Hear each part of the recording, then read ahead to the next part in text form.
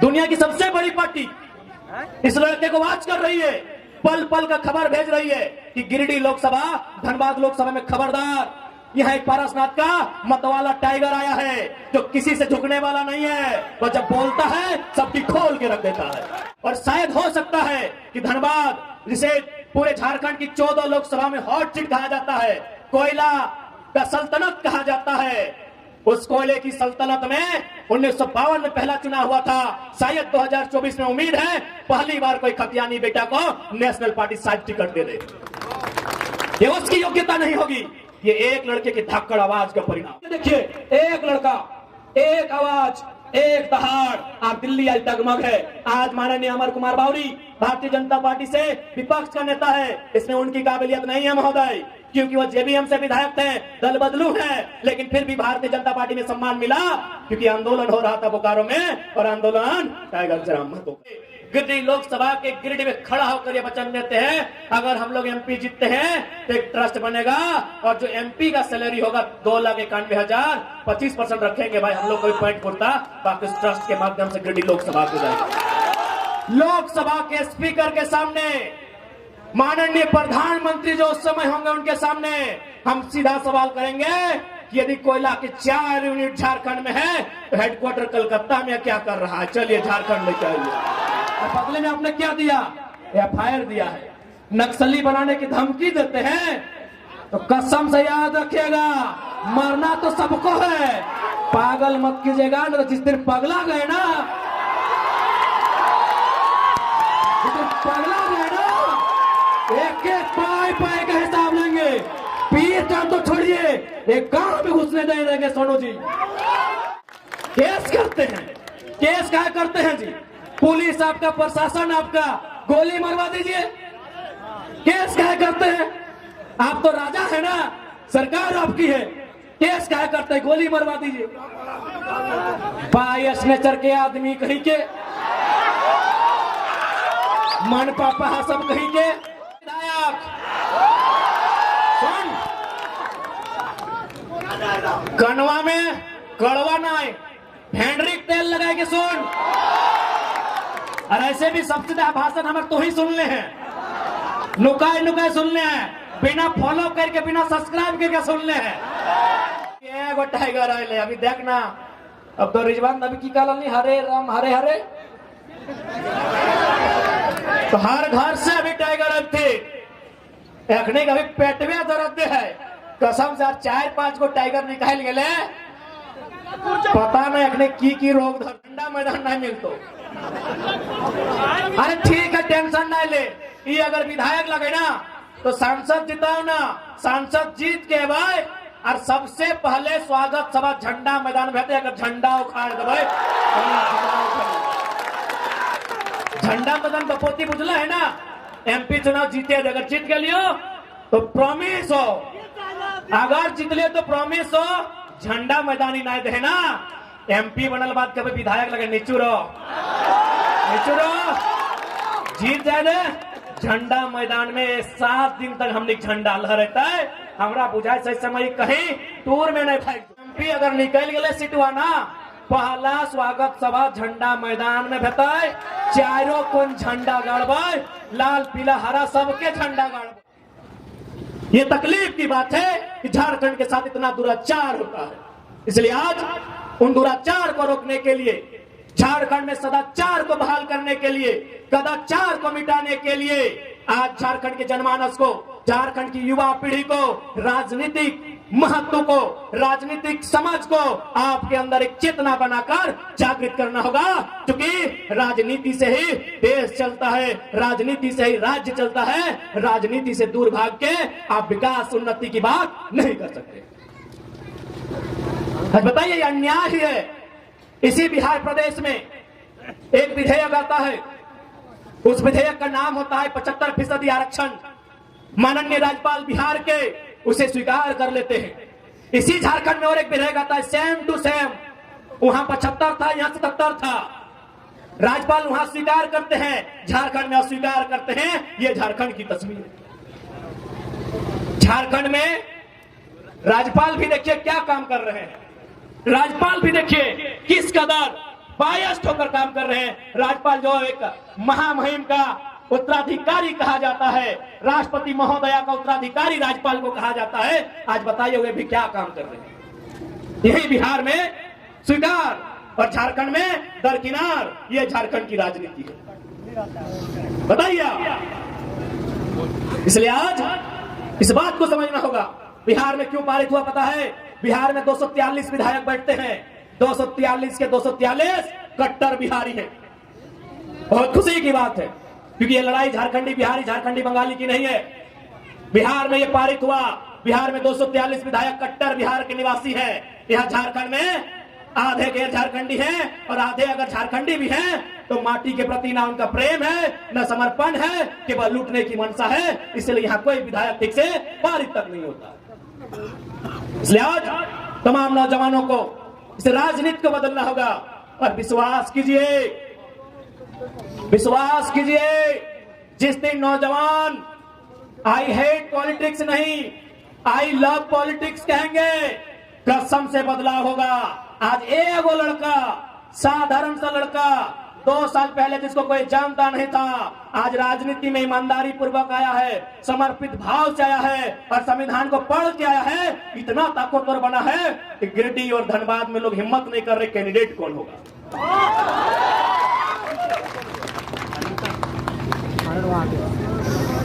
आज हिम्मत नहीं कर पा रहे गिरिडीह और धनबाद के कैंडिडेट कौन होगा।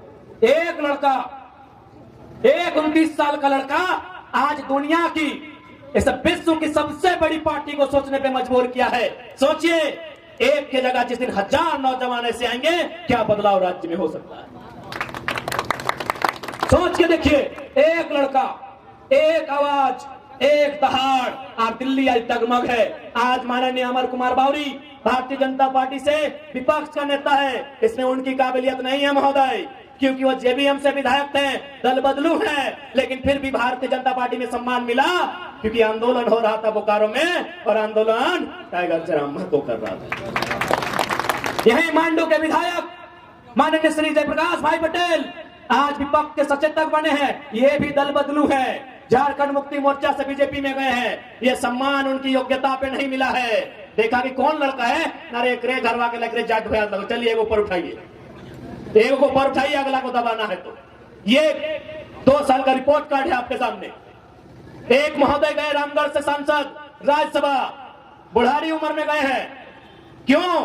क्योंकि बिहार के माननीय नीतीश कुमार ने भी देखा कि आंदोलन करने वाले लोग कौन हैं, राज्यसभा भेजने का काम। एक लड़का आज राज्य में उथल पुथल मचा के रखा है और शायद हो सकता है कि धनबाद, जिसे पूरे झारखंड की 14 लोकसभा में हॉट सीट कहा जाता है, कोयला का सल्तनत कहा जाता है, उस कोयले की सल्तनत में 1952 में पहला चुनाव हुआ था। शायद 2024 में उम्मीद है पहली बार कोई खतियानी बेटा को नेशनल पार्टी शायद टिकट दे दे। ये उसकी योग्यता नहीं होगी, ये एक लड़के की धाकड़ आवाज का परिणाम है, एक लड़के की आवाज का परिणाम है। एक लड़के की आवाज से आज झारखंड की राजनीति की तस्वीर बदली है। सोच के देखिए, वो संख्या जिस दिन 100 होगी, वो संख्या जिस दिन 1000 होगी, वो जिस दिन संख्या लाख होगी, और खासकर जिस दिन संख्या लाख होगी, अच्छे अच्छों की खाक हो जाएगी। इस बात को याद रखिए।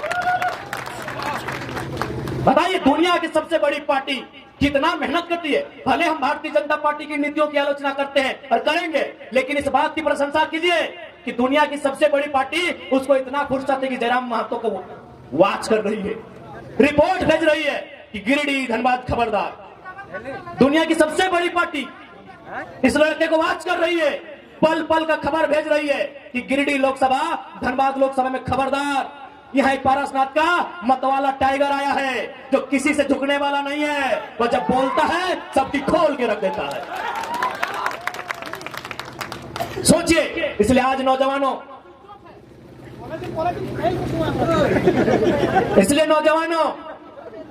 मैं आपसे आग्रह करूंगा, राजनीति को समझिए।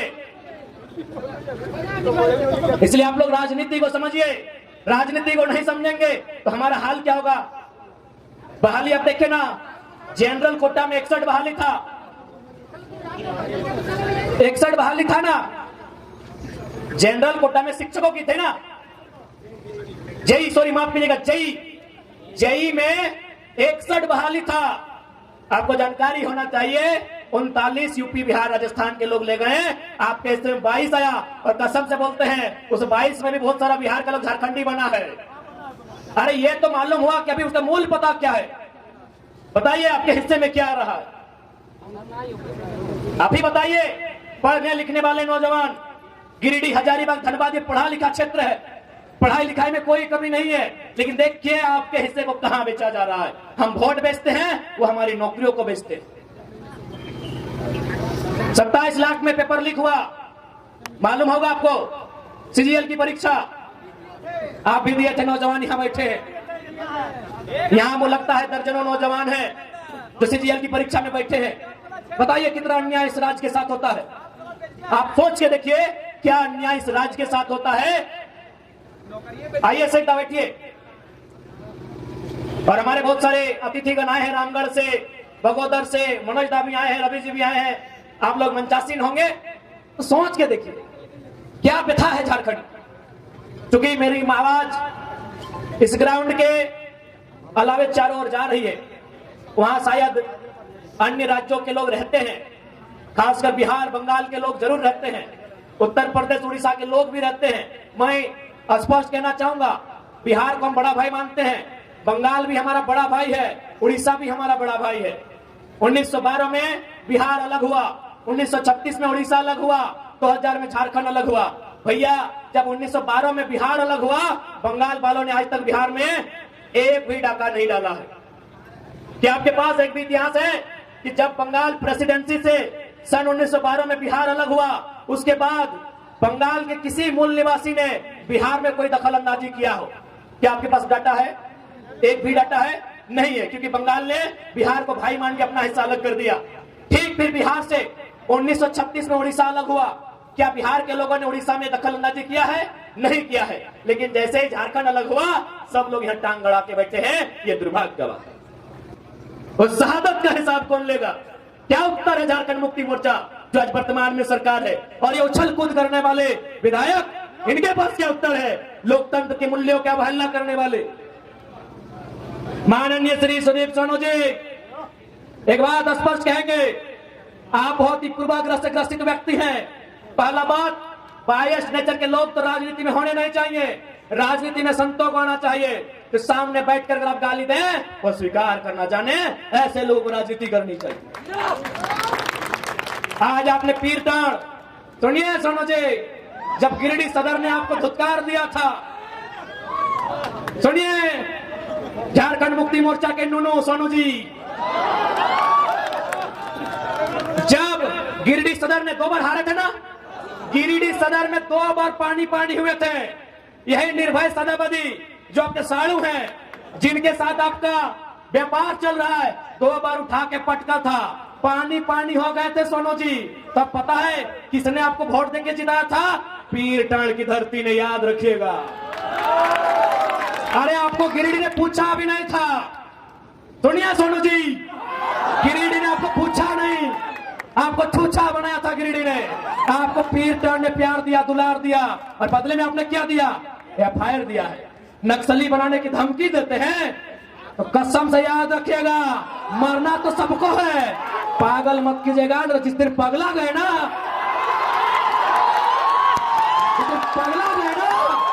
एक एक पाए का हिसाब लेंगे। पीर टाण तो छोड़िए, एक गांव में घुसने नहीं देंगे सोनू जी, एक गांव नहीं घुसने देंगे। बहुत बड़ा सरकार का नूनू बन के बैठे हैं, एक गांव नहीं घुसने देंगे पीर टाण का। मजाक समझ लिया क्या? केस करेंगे, चुन के केस करेंगे। अरे घंटा कर लेंगे केस से।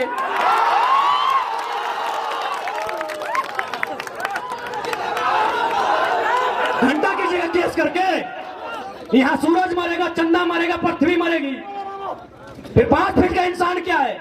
आपरी अगर केस की धमकी हुई ना सोनू जी, माननीय श्री विधायक जी, कसम से केस हमारा थाना में होगा, लेकिन बाकी सुन लीजिए, आपके सर का केस नहीं रहेगा।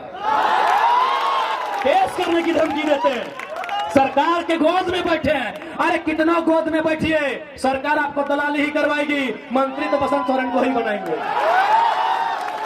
सुनिए श्री सुदीप कुमार सोनू जी, आदरणीय बड़े भाई, बिल्कुल बड़ा भाई है आप। ये जो दलाली कर रहे हैं, चमचई कर रहे हैं सरकार की, कुछ भी कर लीजिए, घंटा मोड़िया पटक दीजिए, ठेके साज दे, ठेकिया में मोड़ी साज दे ना रे सोनूदा। विधायके बन के रहे, विधायके आधे मंत्री बन लोग के बताओ, बसंत सोरेन, कल सीता सोरेन, परसों कल्पना सोरेन, और बाद ओकर बेटियन बनतो, लेकिन तोरा ना पूछ तो ले कह दिए। केस करते हैं, केस क्या करते हैं जी? पुलिस आपका, प्रशासन आपका, गोली मरवा दीजिए, केस क्या करते हैं? आप तो राजा है ना, सरकार आपकी है, केस क्या करते हैं? गोली मरवा दीजिए। बायस नेचर के आदमी कहीं के, मन पापा सब कहीं के, लोकतंत्र के बात करते हैं, बेशरम सब कहीं के। और सबसे दुर्भाग्य की बात है कि आप गठबंधन के हिस्सा लगे, और गठबंधन के सबसे बड़ा नेता पंडित नेहरू के पढ़ल लिखे, और बात करते लोकतंत्र के। अरे ना पढ़वे, आओ क्लास देवो, आओ क्लास देवो, आओ क्लास देवो। लोकतंत्र के बात करते, सवाल क्या ना कर दो। सबसे ज्यादा वोट फिर कर दे लो, सबसे ज्यादा वोट फिर कर दे लो परसेंटेज में। सवाल कतुर पेट में दर्द हो गेलो, तखन की लगे घोर घोर भोटवा मांगे, तन भोटवा लिए मजा लगलो। अभी सवाल करो तन सजा लगलो, भोटवा लिए मजा लगलो, तखन गिरिडीह लोग के लात मारला थे, दौड़ के गेलो फिर टाण की गेलो बोकल लोग बोने रहे वाला दे भोटवा, भोटवा दी मजा लग गेलो। विधायक बन गए बड़का हिया, लोकतंत्र के बात करे वाला, आलोचना से शक्ति नहीं, सुने के शक्ति नहीं, केस करबे एगो का है, गोटे पीरे टाण के केस कर दे।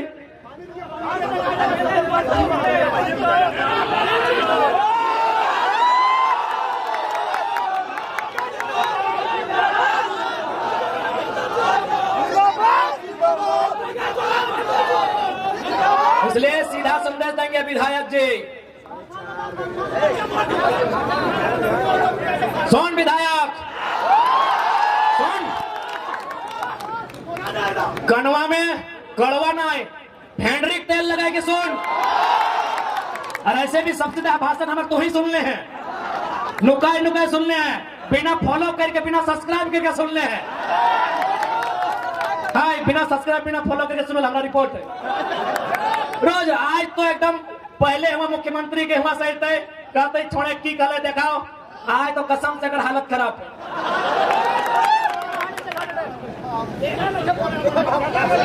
आज सुन ले, अब पहला बात धोनी का स्पष्ट कहो, अब यदि कोई जायदार धर्म के नाम पे वोट मांग तो एकदम सीधा चेत हो। यहाँ जितना भी जन बैठल है, सब कोई कोनो न कोनो धर्म के माना है, कोई सनातन के माना है, तो कोई इस्लाम के माना है, कोई सरना के माना है, कोई सिख के माना है, कोई ईसाइयत के माना है। आज हर एक धर्म में दान दिए के बात कहल गया है। यदि इस्लाम के बात करबे तो जकात के व्यवस्था है। जकात के मतलब अपन संपत्ति के, अपन कमाई के 2.5% गरीब में, पड़ोसी में, गरीब गुरबा में दान देना। सिख धर्म के बात करबे तो में 5% गुरुद्वारा के दान देना, ताकि वहां फ्री में लंगर मिलता है। डॉक्टर अंबेडकर के विचार के मानने वाला के बात करवाए तो डॉक्टर अंबेडकर भी बोला 10% अपन कमाई के दान देना, ताकि शोषित वंचित के अंबेडकर बने के मौका मिलता है। और अगर सनातन के बात करवाए तो सनातन के एगो संत है, उनका नाम था स्वामी विवेकानंद। उन्होंने एक लाइन कहा था कि यदि आप भगवान को 56 प्रकार का भोग चढ़ा रहे हैं और पड़ोस का बच्चा यदि भूख से रो रहा है तो आप पुण्य के नहीं पाप के भागी हैं, ये सवाल कीजिएगा। आज बहुत सारे लोग राम जी की आस्था के नाम पे वोट मांगने आएंगे, सवाल कीजिएगा कि राम जी पापियों को नहीं माफ करते हैं। एक स्वास्थ्य मंत्री सदन में राम जी का नाम लेकर अपनी बात को रख रहे थे। राम जी का नाम लेना चाहिए, बहुत अच्छी बात है, लेकिन एक बात बताइए, उसी स्वास्थ्य मंत्री ने अपने टाइम में जब मंत्री थे 100 करोड़ का घोटाला किया था। और अगर 100 करोड़ का घोटाला किया था, दैट मीन्स अगर 100 लोग का आदमी अगर इलाज के अभाव में मारा होगा तो दोषी वो स्वास्थ्य मंत्री होगा। क्या राम जैसे पापियों को माफ कर देंगे? आप ही बताइए। इसलिए धर्म की अगर कोई बात करता है उसका संत होना चाहिए, उसका पीर फकीर होना चाहिए। कि राजनेता अगर धर्म की बात करते हैं तो सवाल होना चाहिए धर्म का मतलब क्या होता है। आज गिरिडीह भूख से रो रहा है और आप 1000 करोड़ संपत्ति के मालिक हैं। अब धर्म की बात कीजिएगा, शोभा नहीं देगा।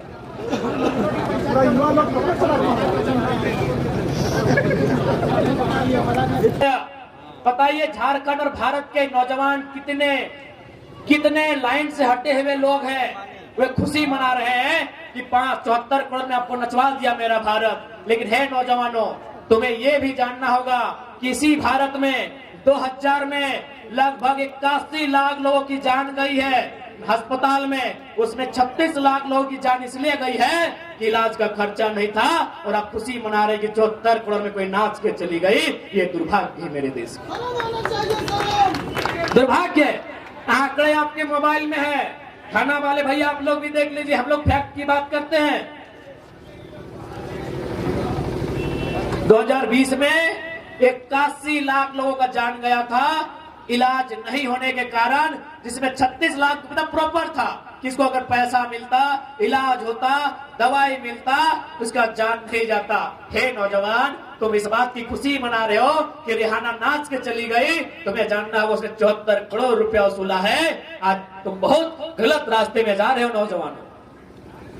ये धर्म के नाम पर, ये जात के नाम पर, ये हिंदू मुसलमान इंडिया पाकिस्तान के नाम पर तुम्हें गलत रास्ते पर लेके जाया जा रहा है। जिस देश में 36 लाख, 36 नहीं नौजवानों, 36,000 नहीं, 36 लाख लोग इसलिए मर गए कि उनके पास इलाज का अभाव था। और उसी देश में 74 करोड़ कोई देश का अमीर आदमी डांस करने में लुटा देता है। ये भारत की तस्वीर नहीं होनी चाहिए, ये भारत की तस्वीर नहीं होनी चाहिए। इसलिए हे नौजवानों, इन दलाल नेताओं का साथ छोड़ो। हे नौजवानों, इन चाटुकार नेताओं का दामन त्यागो और तुम अपनी भीड़ में से एक नौजवान को फौलाद बनाकर सदन भेजो जो मुद्दों पर चर्चा कर सके। आप भगत सिंह को मानते हैं? कितने लोग हैं जो भगत सिंह को मानते हैं? हाथ खड़ा करें। सभी मानते हैं। ए पुलिस वाले दादा, आप भी मानते हैं? हाथ यहाँ तो खड़ा कीजिए ना। सभी लोग भगत सिंह को मानते हैं। पूरा भारत का युवा भगत सिंह को मानता है। मैं उनका एक बात कहना चाहूंगा, जिन्होंने अपनी जेल डायरी में फांसी से ठीक पहले लिखा था, जेल डायरी, भगत सिंह की जेल डायरी आज भी हम पढ़ते हैं। उस जेल डायरी में उन्होंने लिखा है कि कोई व्यक्ति इतना अमीर नहीं होना चाहिए कि दूसरे व्यक्ति को खरीद ले, और कोई व्यक्ति इतना गरीब भी नहीं होना चाहिए कि उसे अपने आप को बेचना पड़े।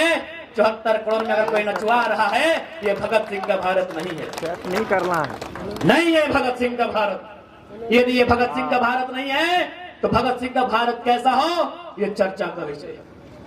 ये चर्चा करनी होगी।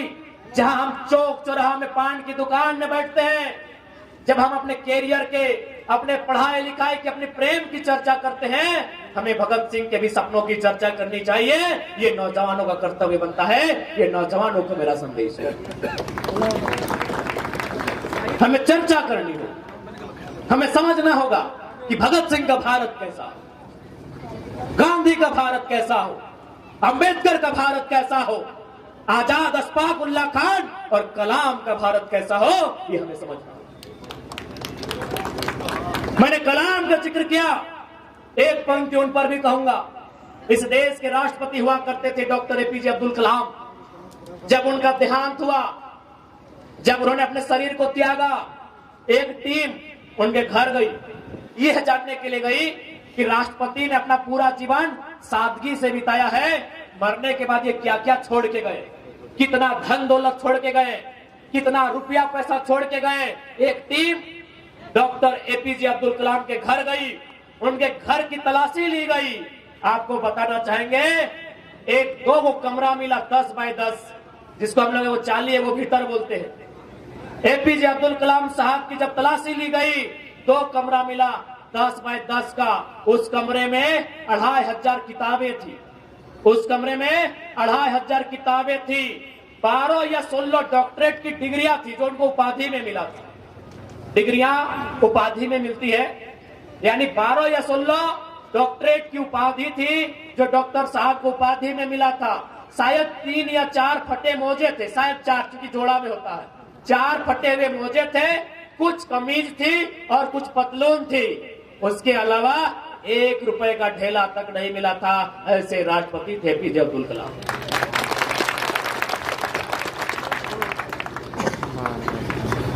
उन्होंने क्या किया था?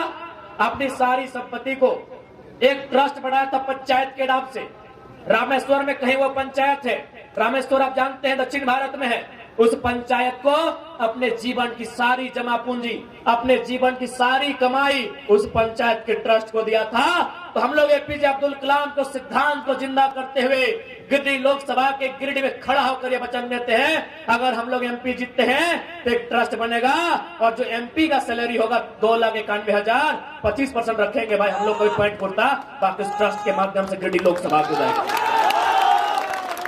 एपीजे अब्दुल कलाम के आदर्श को फिर से जिंदा किया जाएगा, गिरिडीह में उसका ट्रेलर दिखाया जाएगा। यदि हम लोग गिरिडीह फतह करते हैं तो ये सोनू जी की तरह, चंद्र प्रकाश चौधरी जी की तरह कंपनियों फैक्ट्रियों में हिस्सा नहीं होगा, बल्कि जो हमारा खुद का सैलरी होगा 2,91,000, उसमें भी 75% ट्रस्ट के माध्यम से गिरिडीह लोकसभा के जनता को जिनको जरूरत होगी हम लोग दान करने का काम करेंगे। वचन देते हैं कि हम लोग वचन देके जाते हैं।